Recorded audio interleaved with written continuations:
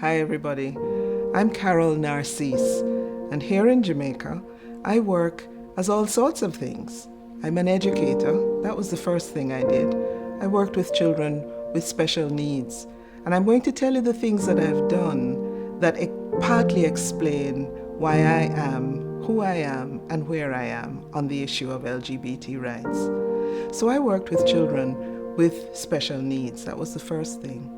And then from that I segued into working on women's rights issues. That was a whole other story. Because of course, as a group, as a sector in the society, not just here in Jamaica, but everywhere else in the world, women have had to declare their personhood. Women have had to claim the right to determine their own lives. So that was instructive. And then I went to work in media.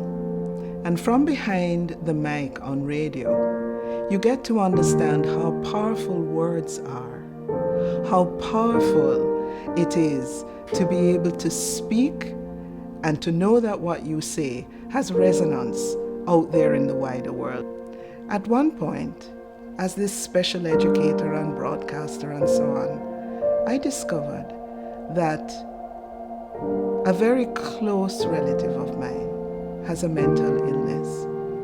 And I had to relearn everything because here is someone with major difference and someone about whom the wider society has all sorts of stigmas, all sorts of stories as to why he is to be left out, as to why he does not fit.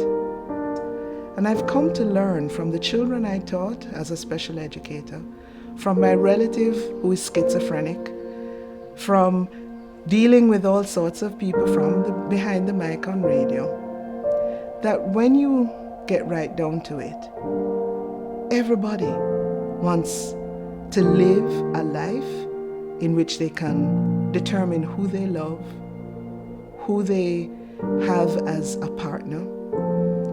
I know that in thinking about what I would say for this session, I thought,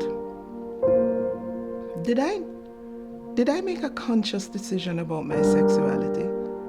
I don't think so. I can't think of a day, a moment, a time when I got up and said, aha, I am heterosexual. It just was.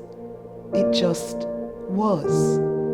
And so I have to think, well then for everybody else, it must be the same thing. It just is. Then how can I ask another human being to deny who they are just so that I can be comfortable? Because that's what it's about.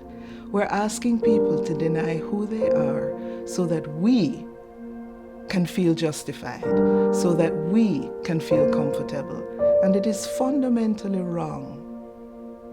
So, as a Jamaican, I am clear that every other Jamaican, regardless of their sexuality, their race, their age, their size, their gender, their tone of voice, whether them have bald or them have locks, that they have a right to be here, that they are human beings just as I am, no different. So, I want to ask those of us who have power, those of us, whether it's because you are the leader of a church, or you're a political leader, or whatever, you're a musician, whatever is your source of power, I want to really, really ask you to think about yourself, to think about what you would do if it was that you lived in a country where you could not express your humanity, a fundamental part of your humanity. So I'm asking you to use the power that you have to change a conversation in Jamaica, to change a conversation that just articulates what the national anthem of this country says. It says, teach us true respect for all. Jamaica.